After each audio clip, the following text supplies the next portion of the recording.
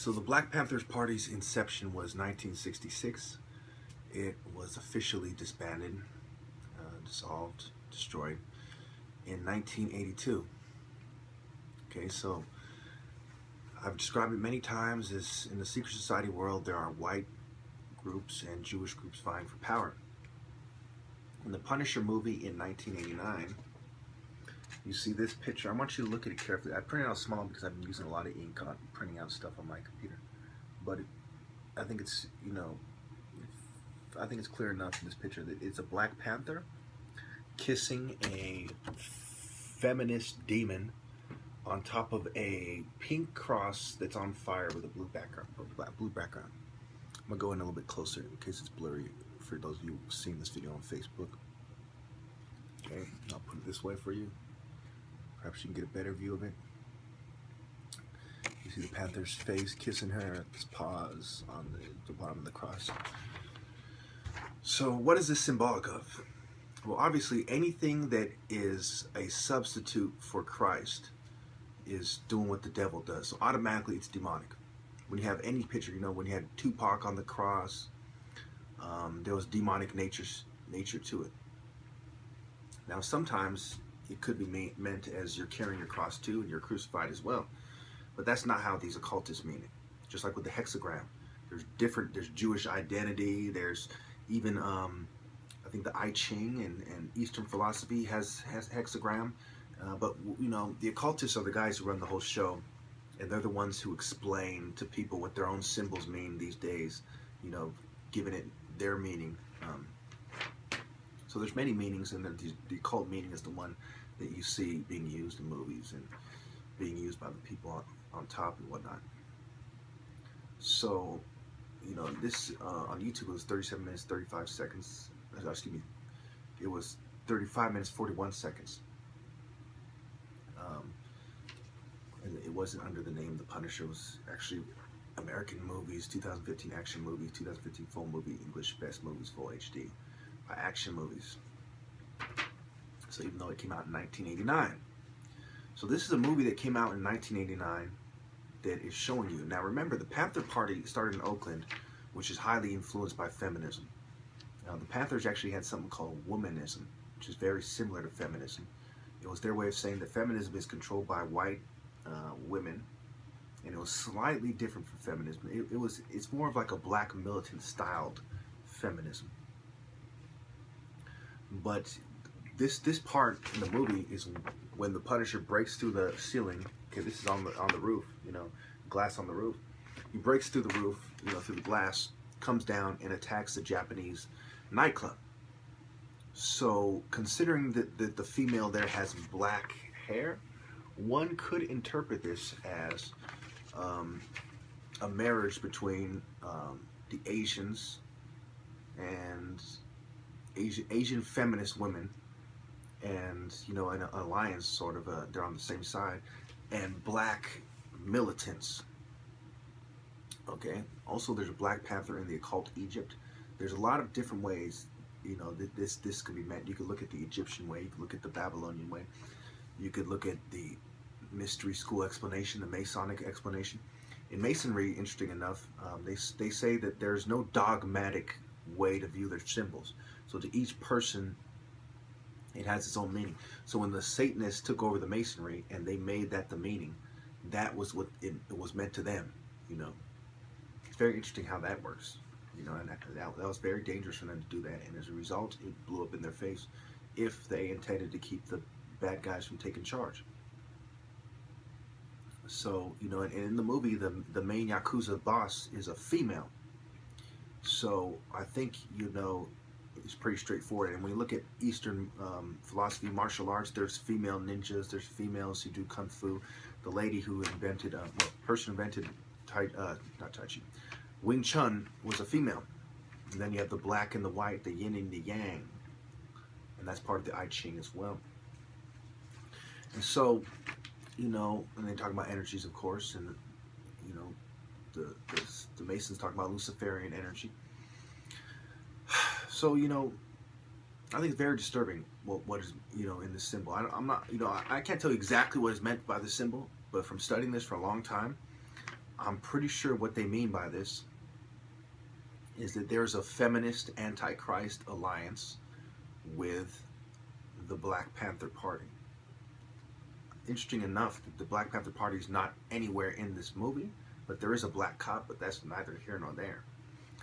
You know, I think if you really look at this movie, who is Punisher? Punisher is a white sort of biker guy who has a serious problem with crime. And if you look at parts of the Aryan Brotherhood philosophy, and they were started by white bikers. The part of the philosophy, you look at the Boondock Saints, it's Irish guys, and Irish bikers were part of who started the Aryan Brotherhood. You know, so there's an aspect of white Christian groups that are more radical, that have a problem with the Jewish secret society structure, and the Jews, the overtly Jewish groups that are battling with the overtly more Christian groups. But they definitely overlap on the top, and we see Jesuit symbolism in London in one of the highest Masonic lodges on the floor. So, you know, I was pretty much shocked, because I've seen this movie many times, but I never remembered this. It just didn't stick with me, you know? It didn't stick with me.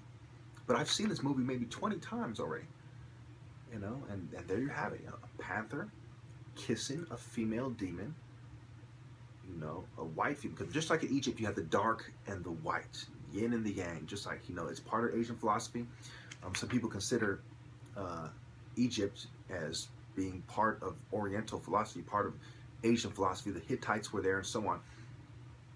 So you have this black, strong, masculine figure, then you have this evil, white, feminine figure. And this is a satanic description. Symbol. And ask yourself, what is it doing on a Yakuza nightclub? I mean, this movie is spelling out for people who just, you know, people watch this movie, you know, what do you think they're thinking? You know, me, personally, when I watch this movie, I think most people did what I did. Especially if they don't know anything about symbolism and occult symbolism. When I was younger, I saw this.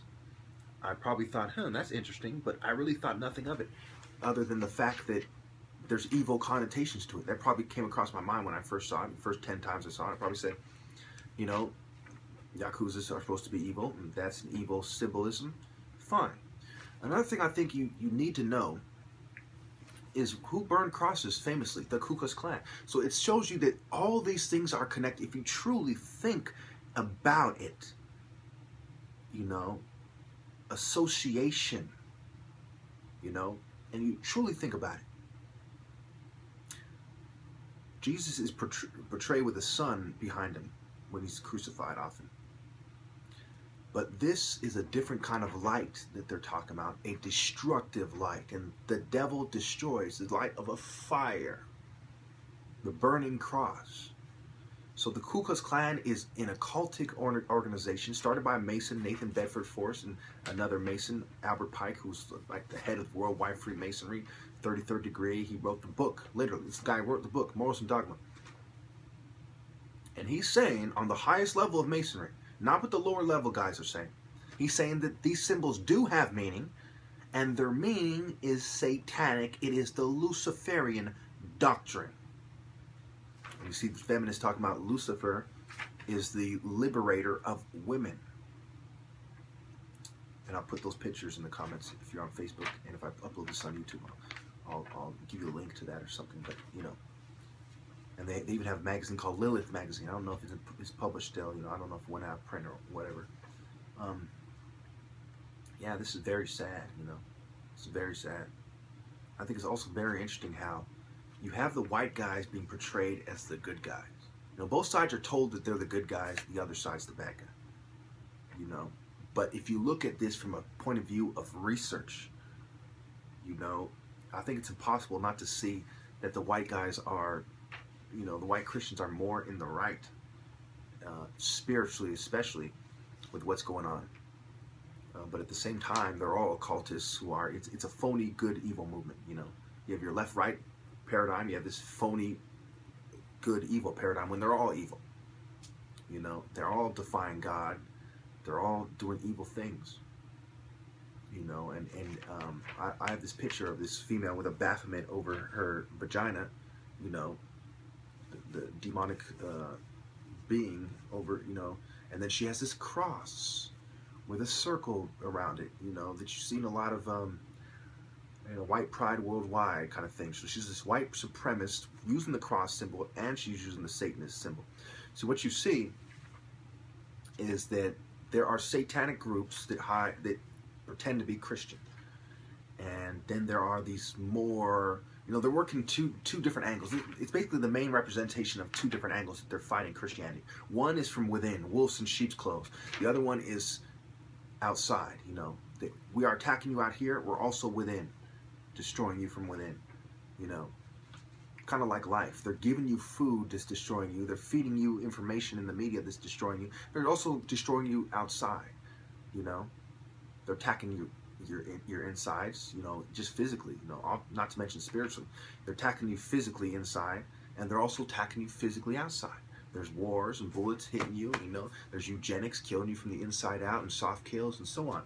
And it's the same thing with this, you know.